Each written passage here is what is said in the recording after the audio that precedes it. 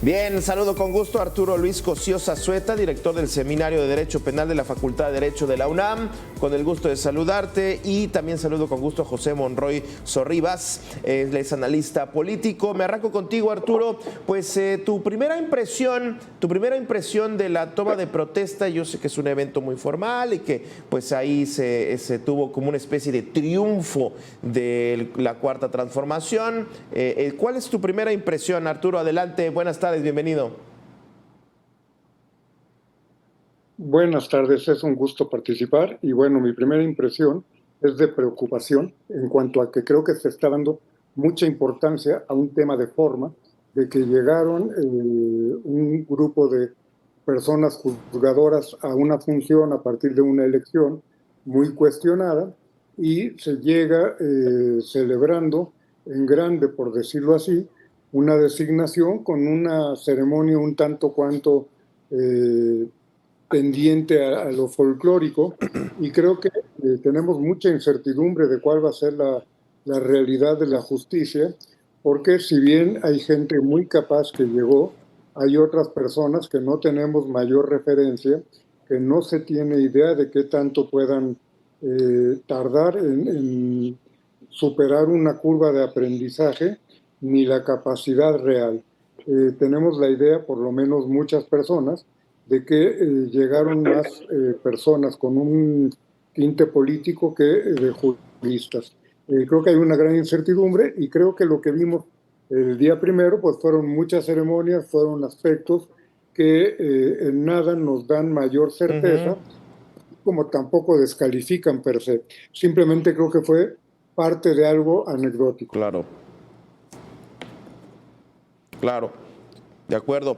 José, ¿tú cómo observas en una primera arranque de esta mesa, cómo observaste este 1 de septiembre? Más incertidumbre que certezas, José.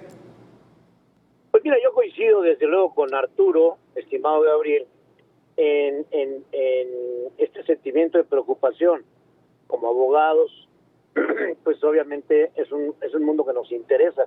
Pero también como ciudadanos, independientemente de la profesión, el hecho de que el Poder Judicial Federal se haya renovado de la manera en la que se renovó, pues me parece que fue a la carrera, que fue un tema de cuentas caprichoso por parte del expresidente López Obrador, en una franca confrontación personal entre él y la Corte, aunque también con contradicciones, porque pues Saldívar, que era el presidente de esa corte que tanto se ha criticado, pues es hoy un agente del gabinete de... No, yo creo que hacía falta una reforma, y desde luego, pero una reforma no a la carrera, no al vapor. Uy.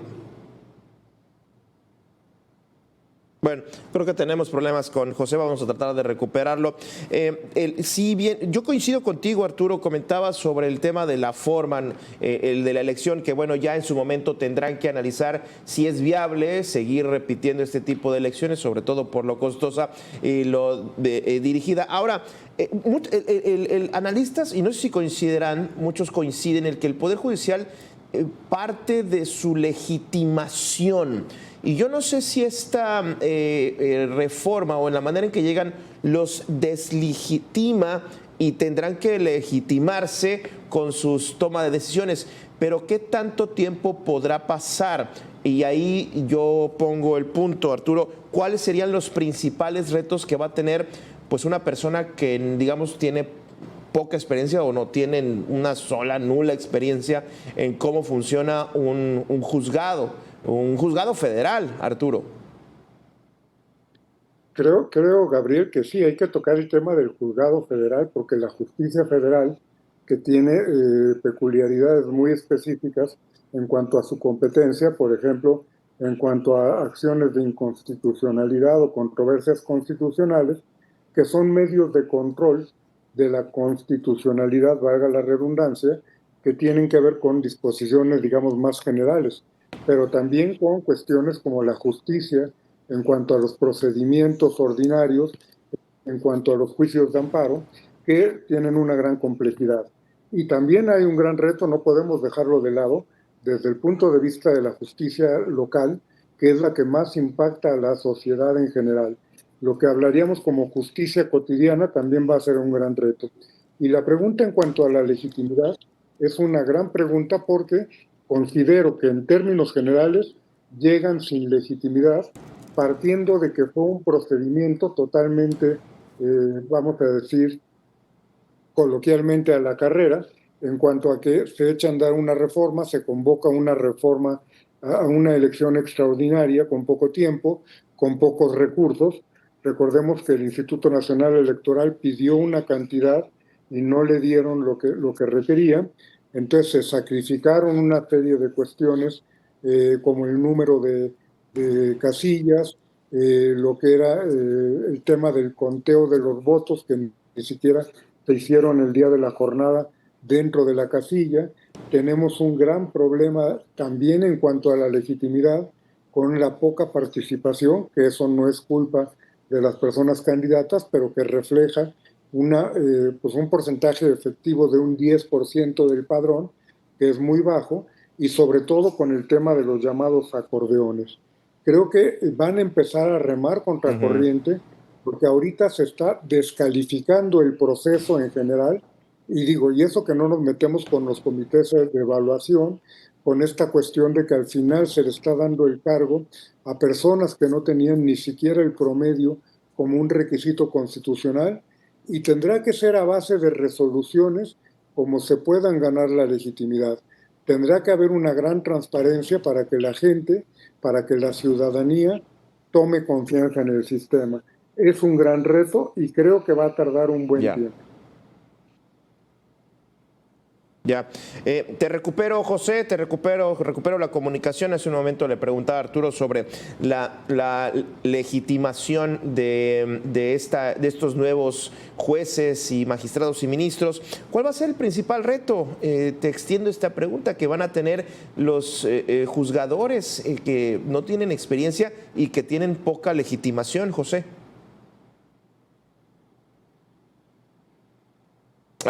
Bueno, lo tenemos, no lo tenemos. Bueno, siguiendo contigo, Arturo, me quedo contigo. Bueno, la acumulación de expedientes que comentaba hace un momento, 47,000 expedientes sin resolver en tribunales locales y federales, de acuerdo al último corte. Y este es un corte de diciembre del 2024. Estamos hablando que durante el 2025 también se vino acumulando esto. Estos jueces inclusive llegan sin equipo. Hay mucha gente, muchos operadores, secretarios de acuerdos, secretarios de actas, funcionarios del poder que también pues decidieron salirse y hay juzgados en los que se desmanteló completamente ese equipo. ¿Cuánto tiempo estamos pensando, cuánto tiempo calculas que puede tardar esa curva de aprendizaje ya en tiempo finito, en tiempo real? Porque bueno, sabemos, hoy tengo entendido que los nuevos juzgadores ya el 15 de septiembre tienen que estar en sus oficinas tomando ya posesión. Fue, como bien decías, un acto protocolario de lo del 1 de septiembre, pero entiendo que el 15 ya tienen que estar. Es decir, partiendo del 15, ¿cuánto tiempo tendría que pasar para seguir buscando una justicia pronta y expedita? ¿Cuál sería el ideal en este sentido, Arturo? Mira, Gabriel, la verdad es que no hay una forma de contestar genéricamente porque tenemos que ver cuestiones muy específicas. Por ejemplo, en el Poder Judicial de la Ciudad de México, cada caso. Pensemos simplemente que estuvimos prácticamente un mes parados por esta inconformidad que había de las personas trabajadoras del Poder Judicial, que independientemente del rezago que habría a finales del año pasado, todavía lo que se acumulaba, y todavía tuvimos un mes en paro, luego vinieron las vacaciones, entonces el rezago es enorme. Ahora, sí hay equipos, por ejemplo, a nivel de personal de apoyo, pero, por ejemplo, habría que ver el tipo de procedimiento. Si hablamos de un procedimiento penal, hay unidades de gestión o centros de justicia que administran el tema de las salas de audiencia y todo lo que es el tema de ir calendarizando las audiencias, pero lo que es el trámite de la audiencia está la persona juzgadora frente a las partes y es quien tiene que resolver. La curva de aprendizaje va a tener que ser muy breve porque va a tener que ser un aprendizaje intensivo. Yo te podría decir que a lo mejor en 2 o 3 meses van a poder saber lo más elemental. Ya lo que es tener la experiencia para poder resolver de una forma más fluida y con mayor certeza, puede tardar a lo mejor 6 meses, un año.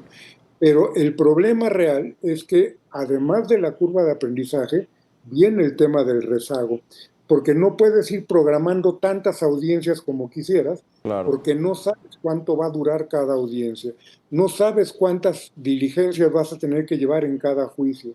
Entonces tienes que tener la agenda programada de tal manera que no puedes incluir muchas audiencias de golpe y entonces el rezago se va a ir aumentando porque la velocidad con la que van a ir saliendo los asuntos no se compara con la que van a ingresar nuevos.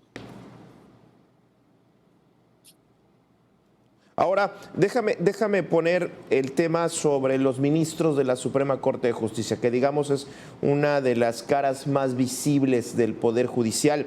Hemos visto, bueno, esto que fue muy criticado, el hecho del incienso y el ocote y esta ceremonia, pues ahí medio religiosa, mística, que bueno, queda, como bien dices, Arturo, queda como anecdótica.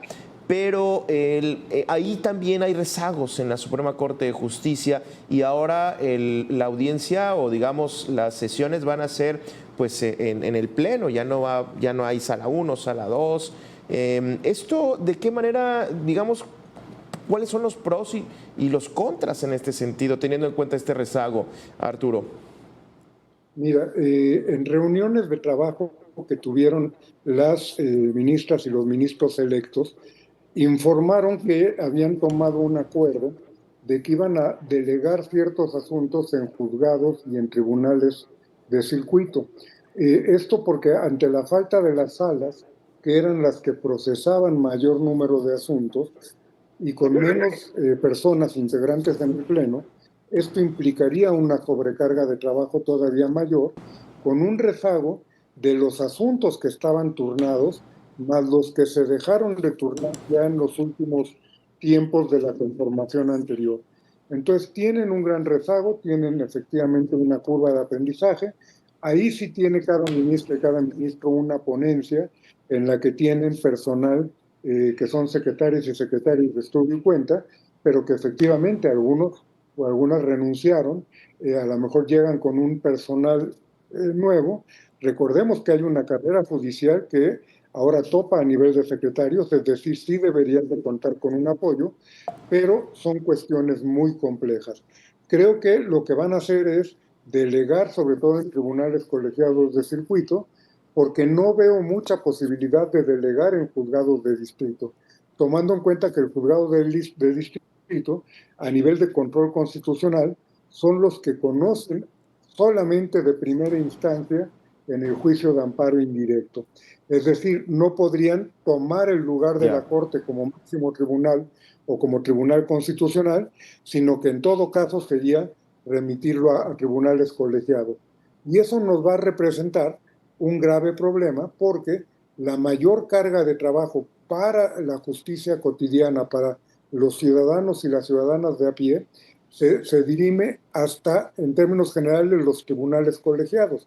Entonces, independientemente del rezago que tengan estos tribunales, y les van a aumentar la carga con lo que la Corte les derive, pues obviamente van a tener mucho más carga de trabajo y eso va a volver también más lento los procedimientos, donde sí va a impactar a la ciudadanía. Porque la ciudadanía a la Corte la ve lejana, donde tiene más intereses en lo que la queja, ¿no? Sí. Oye, Arturo, ¿y cuál, digamos, asunto podría ser relevante? Yo te pondría en la mesa lo de la prisión preventiva oficiosa, algún asunto de estos litigios mercantiles, el de Ricardo Salinas quizás. No sé, ¿tú ves alguna ruta, algún asunto que quizás es demasiado pronto para empezar allá a pensar, pero digamos que el primer asunto que trate la Suprema Corte va a ser clave y quizás nos dé ya una ruta de entendimiento de cómo viene, Arturo? Yo creo que, como bien dices, el que tendría que ser emblemático sería el de la prisión preventiva oficiosa. ¿Por qué? Porque estamos hablando de un problema que va más allá de un tema de una medida cautelar. ¿Cuál va a ser la posición de México en el tema de los derechos humanos? ¿Cuál va a ser la posición de México frente a las resoluciones del Sistema Interamericano de Derechos Humanos, en el que la Corte ya declaró inconvencional esta medida por considerarla contraria a la presunción de inocencia, por considerarla una pena anticipada, por considerar que de alguna manera va contra las garantías judiciales, sobre todo en materia de libertad? Entonces, tenemos aquí una oportunidad de que la Corte, con la nueva conformación, asuma un compromiso con un debate serio sobre qué es lo que debe de ocurrir. Sabemos que la política del Estado mexicano ha sido de no adoptar lo que ha sido el criterio de la Corte Interamericana en la materia, pero tenemos esta oportunidad y sería una gran ventana para esta legitimidad que estamos buscando. Yo en lo particular no soy optimista en ese tema. Creo que van a acabar por decir que prevalece la Constitución, sobre todo con la reforma en materia de supremacía constitucional que se aprobó, Muy bien. pues con motivo de estos amagos de manejar el tema de la inconvencionalidad de la prisión preventiva oficiosa. Creo que es de los grandes temas. Y tenemos también temas como comunicaciones, tenemos temas que tienen que ver con transparencia, Arturo, que seguramente van a llegar a la Corte. Muchísimas gracias. Nos tenemos que ir, nos come el tiempo de la televisión. Me quedo con esto que comentas. Por supuesto que el tema da para mucho más. Muchísimas gracias, Arturo, por haber estado con nosotros. También agradezco a José ese pedacito de tiempo que nos dejó. Le agradezco a usted que estuvo con nosotros esta tarde. Quédese en Mega Noticias. Con permiso.